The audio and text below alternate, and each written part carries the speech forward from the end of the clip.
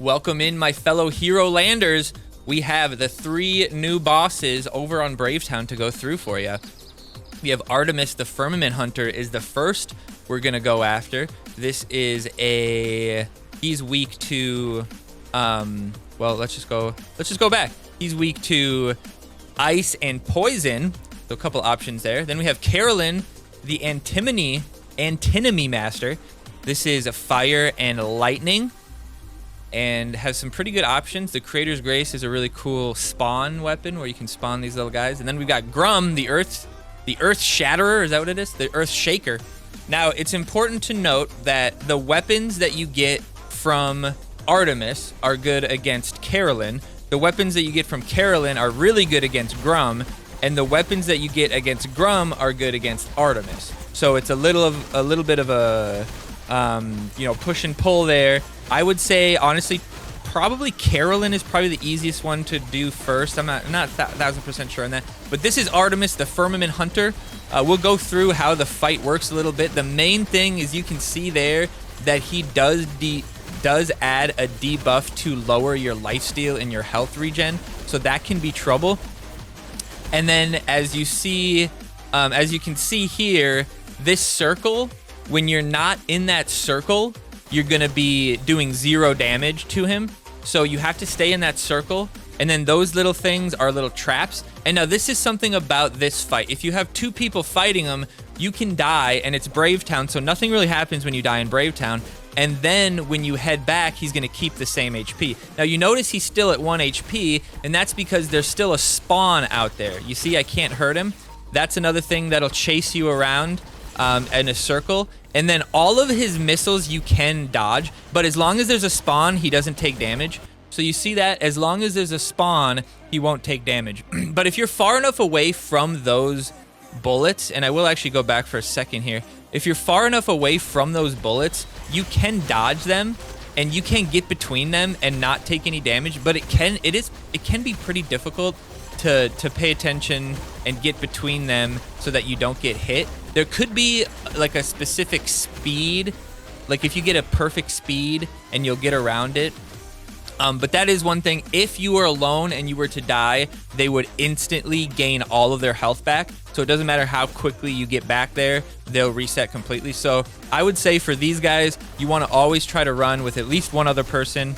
And then you got to figure out who gets the loot, right? But at least one other person, so that if one of you dies, and then you take out the spawns, and then once the spawns are gone, he'll start taking damage again, right? So a little bit different there. And I got the Tempest Amulet, which is a nice one. The gear is really good against bosses in general. Just these bosses and bosses in general. So this is Fire and Thunder. So we're going to go for that build here. We're going to get this out, get the special, switch back. We're just trying to stay alive so we don't die here. Now, Carolyn doesn't cut your heal, so that's important to note. So it's a little bit easier to stay up, and this is why I think it might be easier to kill her, to get her stuff first. You can see her HP is going down real quick because the damage you can do with lightning stuff is pretty good with my bow or with his bow. Pretty good damage, and he's using the Artemis bow, as you can tell, so he's just smacking her up with that special ability. You can tell it's triggering quite often. And also she's gonna spawn into a so you can tell there's not too much damage coming out from her right now. When those things hit you, they don't do too much damage. The biggest thing is, since he's right next to him, he's taking a lot of damage, but he's got the items from these guys that give you extra shield and extra damage and stuff and extra lifesteal. So he's got really good damage against these guys. So once you build against him, you should be able to defeat him pretty easily. And a lot of these weapons will help you with the woman's realm that just opened up. In the secret realm, they have a bull boss and the spider boss, demon boss is there. Those are gonna get damaged by this quite a bit. Okay, so now she's in her shuriken form, and her shuriken form would be chasing you all over the map and be doing damage to you, but Evan put down the standard, the flag that gives you, lifesteal and stuff, and that is getting attacked here instead of it, running and attacking us. And now also note that special abilities don't damage this thing. So when I get close and you see that it's all zeros there, special abilities don't damage it, so you're just wasting your time using special abilities. So you want to use a weapon that's more about just attacking straight up, which this weapon is pretty good, just the straight up attack. There's also other options. Fire. You have to think about the fire option. If you had like the Tiamat dropping the meteors on him, the meteors wouldn't be doing any damage because that's a special ability. So, and then you can see there's some zeros and some ones and stuff in there.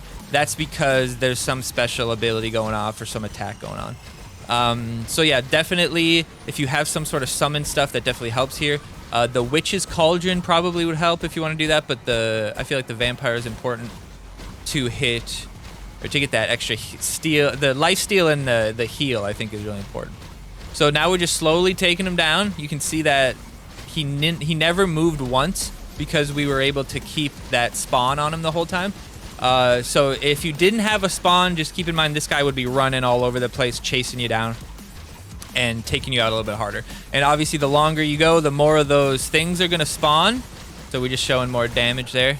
So that one's a little bit interesting. Not too hard to avoid the damage though, so I think that's the easiest one to survive and probably the easiest one to take down. Now we have Grum, who is a basic attack. So we got our little the little slingshot that could, which is actually doing pretty good damage.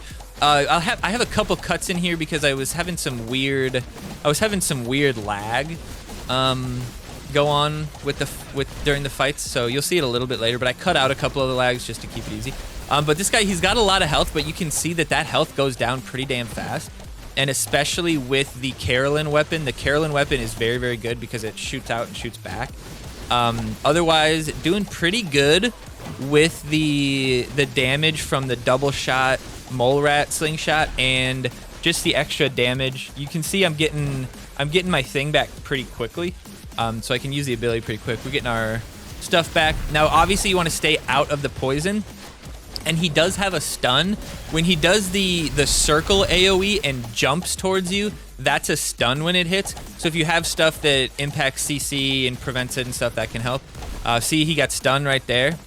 Then there's a half moon circle that does a decent amount of damage.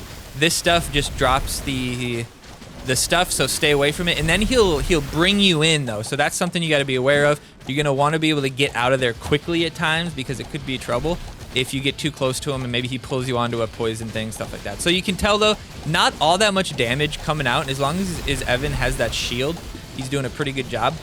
But we are only level 111 and 120. Here's that lag I was talking about. We were only 121 and 111. We should probably be 125, 130 for this fight. So we are leveled a little down, which gives us a little bit less stats. And now this is the same as Artemis. That's that circle.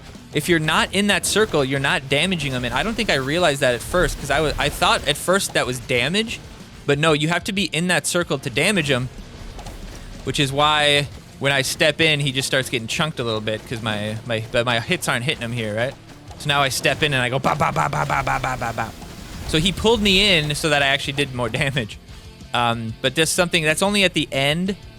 And that's the Bravetown bosses. I would say you definitely got to get these ones out there because the gear is some of the best gear that there's ever been for bosses. You get extra lifesteal from bosses. You get extra damage to bosses.